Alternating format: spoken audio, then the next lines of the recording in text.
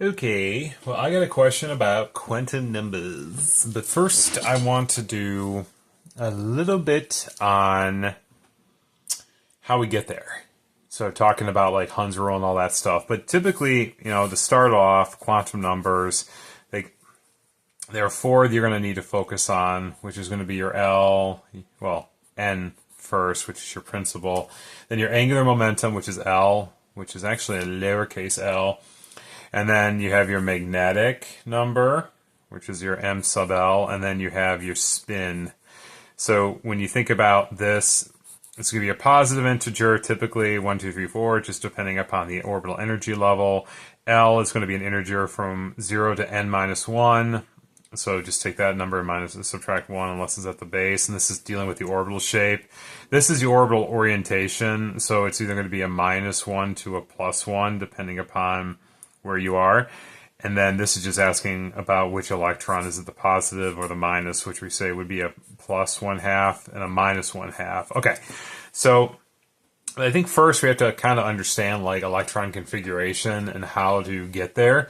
And I think that'll be a good place to start. So there are three principles that come into play here. Aufbau's principle, which is simply that you're going to fill in at the lowest energy. Well, you're going to fill in at the lowest energy state. Well, that's also Pauli's exclusion principle, where you're going to be focusing on how to fill up the electrons at the degenerate levels. So, like Pauli's exclusion principle says that no two electrons in an atom can have the same four quantum numbers. So that just means you're never going to have, like, if when you determine these, as we'll talk about later, you're never going to have, like, every one of these are going to be a unique number for each specific element. And then with Hund's rule, so Hund's rule is stating that the lowest energy configuration of an atom is the one with the maximum number of unpaired electrons. So this is where things get a little complicated. Because you have to kind of think about the periodic table and where you're at. So I'm not promising this is going to be pretty, but I'm going to try to draw the periodic table by hand. So, you got hydrogen up there, you got your helium, then it falls, you go into group 4. I'm just going to put a 4 there, and it goes over there. And then you fall into your boron, your carbon, nitrogen, oxygen, fluorine, neon, and then you have helium. So hopefully this will give us enough room. And then here you have your transition metals.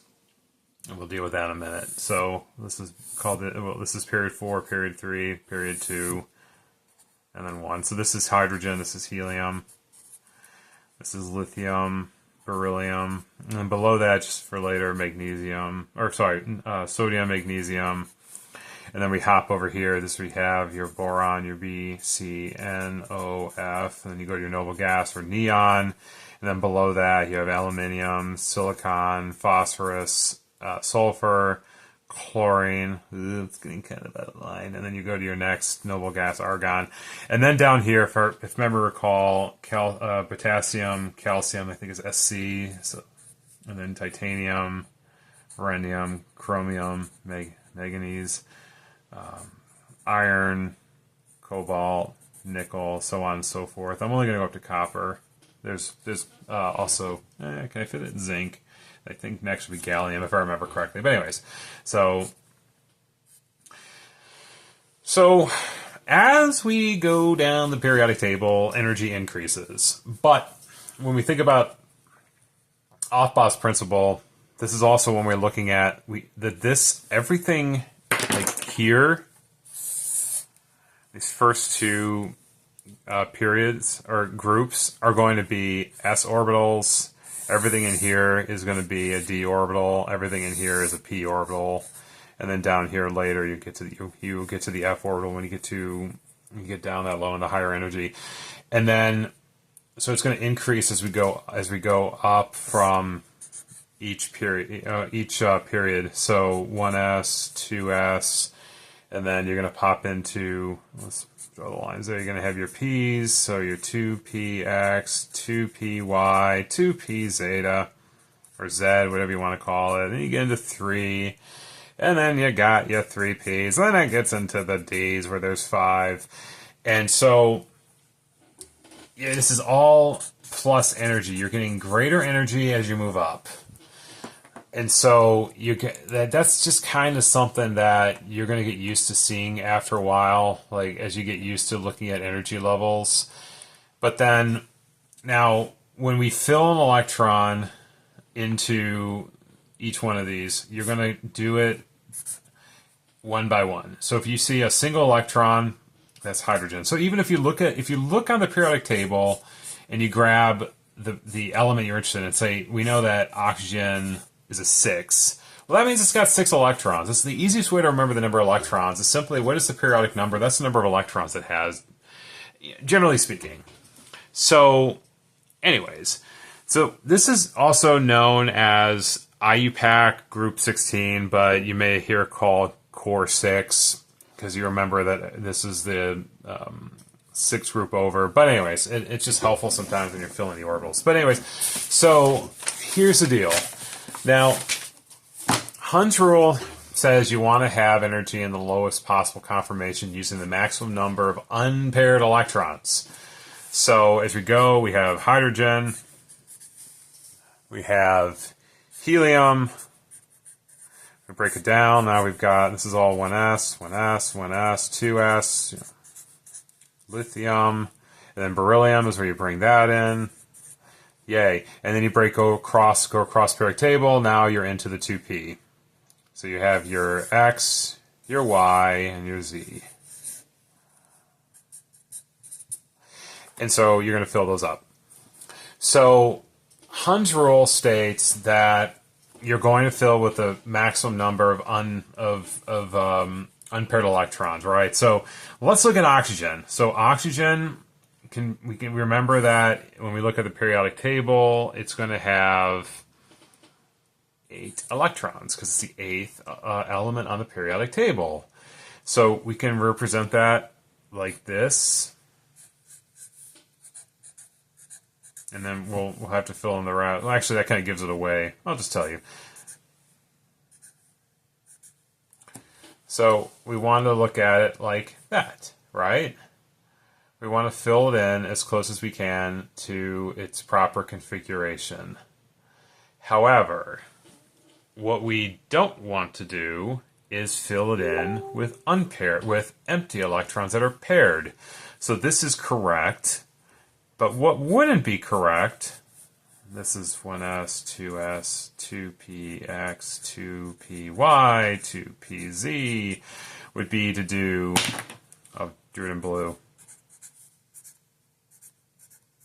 Holy, never in my life have I seen such foolishness. You don't want to do that. That would be incorrect. This would be a violation of Hund's rule, where the 2p zeta is empty. So this is wrong.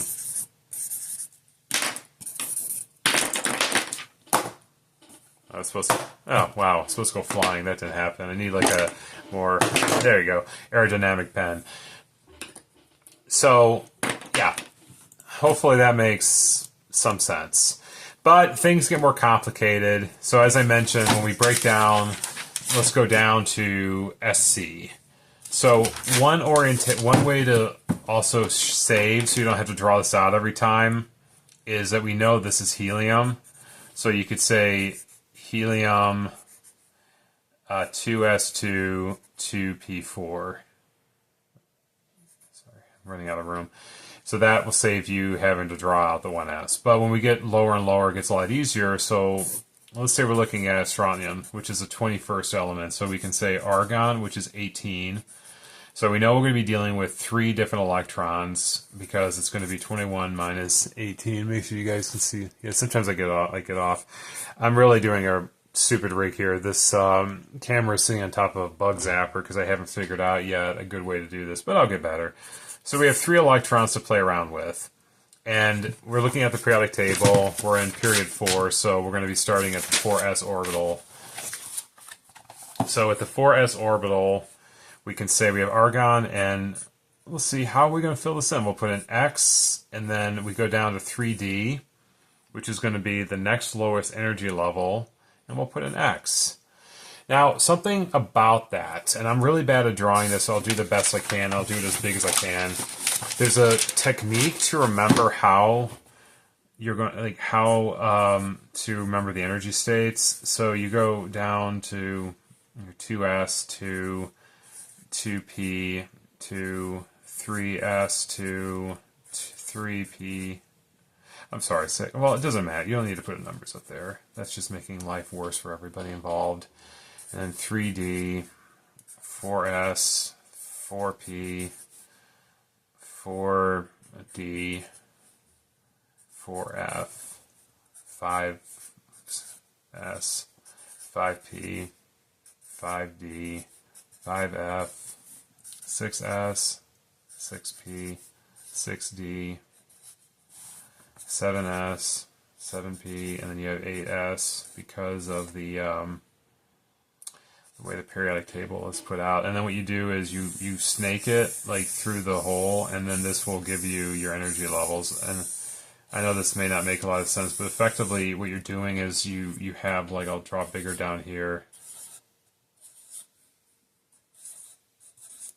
You're simply snaking between the numbers and then going down. That's what's going on here. So this helps you recognize your energy levels.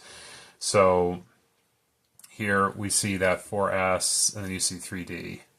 So you see that separation, the energy blocks.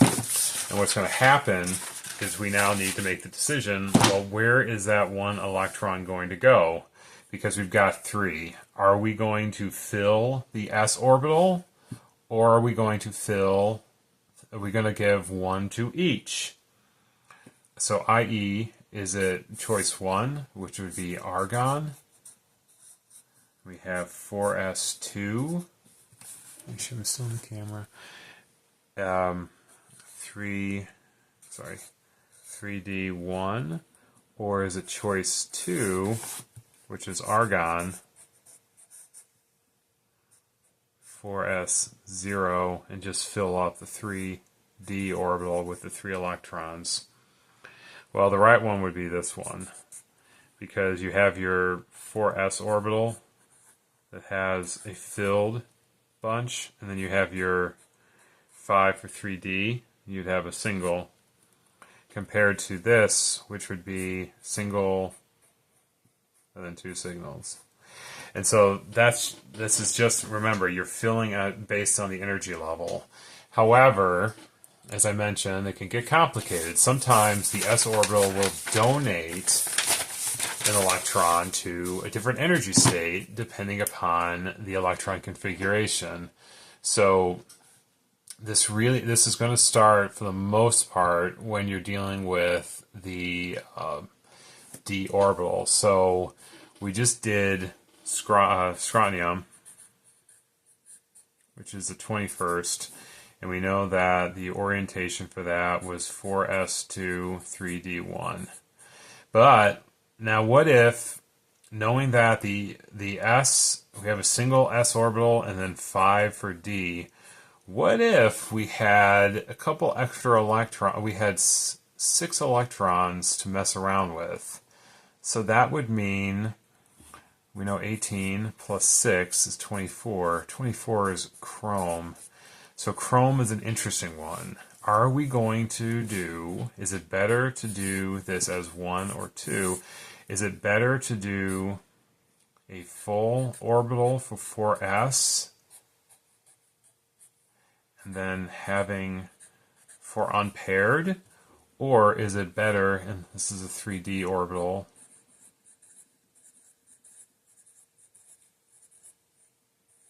or is it better to have them all unpaired, to give each orbital an electron?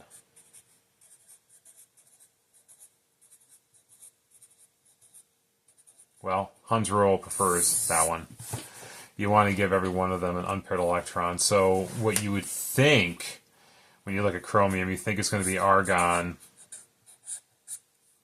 4s2, 3d4. That's not correct. Wrong. It's actually argon 4s1, 3d5. They're all filled, they're all happy. Yay. And that will continue to happen. That will also happen with copper, which is when we're looking at getting to, so copper is number 29. So if we add in another 5 electrons, this is going to be a point where we're going to move the, from, because what you would think would be 4s2, 3d9, actually becomes 4s1, 3d10. Hund's rule, guys. Hund's rule. All right, so hopefully that was a little bit of help when it comes to electron filling and some of the unique situations that you may see. It's one of those things you get used to, like the number of bonds that, well, at least in Gen Chem, like we have something like sulfur that has more than, like has expanded valency, or like phosphorus with expanded valency. These are just one of those things that stands out, but once you do it enough, you get pretty used to it. So hopefully that was as clear as mud. So let me know if you have any questions. Thanks.